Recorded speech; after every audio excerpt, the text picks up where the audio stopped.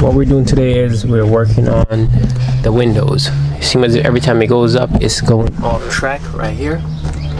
So I'm trying to figure out what the issue is. But all the tracks are secured, so I'm just gonna loosen up everything, readjust it, and see if that works. So of course, take the door panel off, and I was trying to find a second switch to make it easier. I don't have it, so I'm trying to see what's causing it. So it seems as if maybe this latch right here for the door looks like it's bent out, so whenever it goes down, it's pushing against it. So I think that has something to do with it. So I'm gonna pry that back and also adjust the racks, the rails, and re-grease everything. So hopefully that will solve the issue. So I ended up taking the regulator and the motor assembly out. It just seemed too loose, or it's bent or something. So yes, it looks like it's bent right there. So I could possibly just, bend it back and it'll be fine. Because you can see it's not flat, it's bent. So that could be potentially fixed for this, but I have a second door. This is the door that will be going on the passenger side once it's actually painted and the cars get ready for paint. Until then, I'm gonna take out the motor and regulator assembly to compare them. So can't really record much because we're playing music in the back, but this is the new regulator I'm putting in. I stripped the door, pulled it out. That's the new one, and this was the old one. Right here, that one is bent right in here. The M4 right there is bent, so that's why it's throwing off the window whenever it goes up the regulator.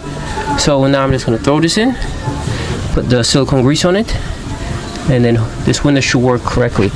Also, this is bent. This is the lock mechanism for the door. It's bent out, so right here is touching, so I gotta bend this back. Try my best. I don't know how good this will come out, but I'm gonna try. So this is a new one. Install it like this. Right there. I don't remember right. Up like this. Goes in.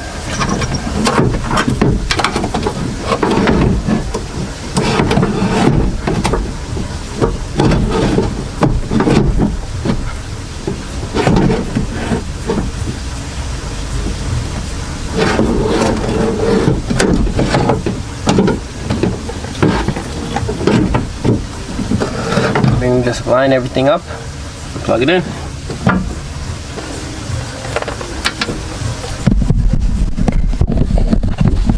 So once you get this one in, and this is the motor section, you just be able to align everything up.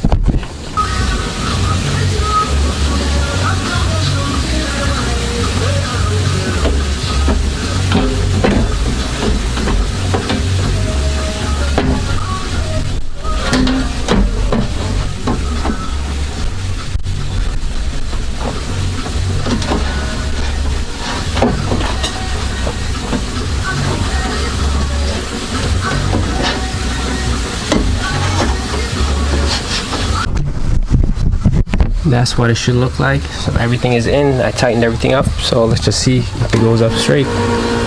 Yep, everything is in, so all on track, everything's good.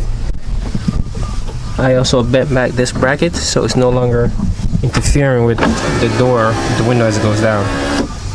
Before it was touching it, so right now we good. Oh, FYI, lubricate this before you put it in, because I thought of a spray, but I didn't have the straw on my spray, so yeah. It's actually to the point where I'm cleaning the car, so that's a good sign. There's still issues that check engine light is blinking because I have either my distributor's going bad or my ECU took a complete crap. So that's the next issue I'm gonna tackle, but for right now, she starts up. I could drive it, no boost, but it starts to drive, so I could play with it until I fix these issues. So I'm waiting on the parts to come in, then I'll start taking those out. So finish the interior. I have a little bit of time, so I'm gonna work on this oil leak. See what it is leaking. So I can't tell it's from the oil drain plug or from where it got welded here. So I'm gonna clean it up, run it. Hopefully I get a better idea of where it's coming from so I know what to fix. But I'm also gonna tighten this up, the drain plug, just to make sure. Hopefully it's just a drain plug, needs a new washer. A little bit more inspection. So we're having that check engine light code. I'm wondering if this is, it says it was output signal something from, which normally means that this is going bad, but I'm wondering if this could be the problem. So I'm gonna take this plug apart, check it out, inspect it, and also check inside here to make sure there's no oil leak, just to make sure I'm crossing off all the bases. So I repaired this wire. This was a white and blue wire, which seemed to play a major part in here. So hopefully that fixes the issue. I don't know. I'm gonna put it back together right now and see, wish for the best. Okay, so let's see if the check engine light comes on. Yep, still there. That's a wrap for today. Still haven't figured out what that issue is, so I'm gonna go with either dizzy going bad or the computer going bad. So I get a new dizzy, put it in, test it out, and then if that doesn't work, get a new computer, put it in, test that out. So I think I have a regular stock. Now I'm retake ECU to throw in there just to test it. So that's what I'm about to do. Overall, it's coming back together. It's looking decent. Still need alignment, but if I can't drive to get the alignment, what's the point, right? So what I did is I swapped ECU with a stock Accord one that I had. This is just to check if the code still shows up, because if it still shows up with the stock ECU, then that means it is in fact a distributor. If not, if the code goes away and I start the car and there's no issues, then this means the computer's bad. So we're gonna test it out now.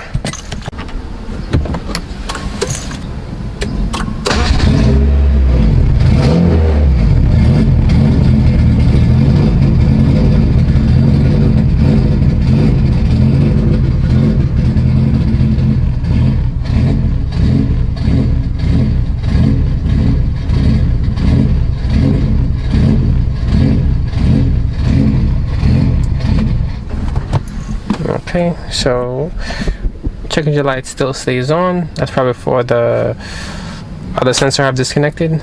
So what I'm gonna do now is just check the code, see what pops up. If it's still 15, same problem. If it's a different code, that's great. That means we located a problem. Tell me pretty lies, look me in the face, tell me that you love me, even if it's fake.